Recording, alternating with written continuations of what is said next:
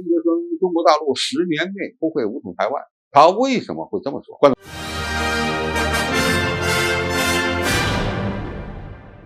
网友朋友大家好，我是付全少。近日呢，美国前国务卿基辛格博士在接受 CNN 采访时，对台湾问题和中美关系呢进行了一个分析。他的判断颠覆了很多人的预测。基辛格是个知华派，也是中国人民的老朋友，对中美关系的改善呢，曾经做出过比较大的贡献。那么对于台湾问题，基辛格认为中国大陆不会在未来10年内全面攻台，这是我目前所看到的。对于中美关系，基辛格认为美国国内仍然有人认定中国的目标是称霸世界，实际上中国不会因此自动成为美国的竞争对手。中美呢应该避免发生对抗。他还强调，拜登总统正在推动中美关系开始朝着不同的方向前进，也就是竞争与合作，但要划定一个护栏，这是中美关系发展一个良好的开端。基辛格近年来多次呼吁中美避免对抗，寻求共存。然而，台湾问题仍然是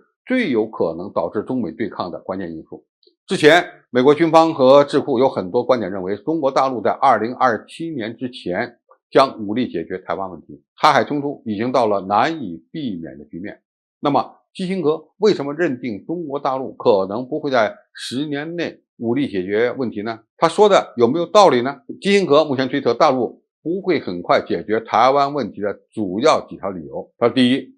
中国大陆仍然面临着最重要的历史发展机遇，而中国呢，目前是全球第2大经济体，军事实力呢也在快速发展之中，未来10年可能是中国国力超越美国的关键。利用这个历史阶段积蓄力量，对于完成中华民族的崛起事业来说是非常重要的。第二，他认为中国已经掌握了解决台湾问题的主动权，现在着急的可能是美国和台独分子。他说的这个话有没有道理呢？确实是有道理，因为中国政府现在已经具备了使用武力完成统一的实力。什么时候通过强大的武力做后盾来促进和平统一，肯定会选择对我最有利的时机。这个时期呢，如果没有突发事件，那么晚几年可能会更有利，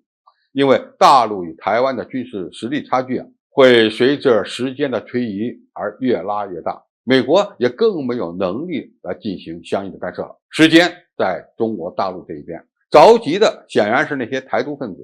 未来只会更加惶惶不可终日。第三呢，他认为从发展的角度看，完成统一大业，尽最大可能争取和平统一，同样是一个重要的原因。那么解决台湾问题，放在中华民族发展的历史长河这个角度来分析，那么许多现在难以解决的矛盾，可能会因为中国大陆实力的增加而变得更为容易。前几年，台湾还有人以为大陆人民吃不起茶叶蛋，现在呢，还有台湾政客认为大陆缺电需要钻木来取火。但是现在中国大陆的电视剧已经到了统治台湾民众收视率的前10的程度。虽然说基辛格的推测可能有一定道理，但是缺少中国人民对完成统一大业的意志和决心的理解。因为中国大陆已经公布了2035年要把高铁修到台湾的规划，已经开始讨论统一后的台湾社会的治理问题。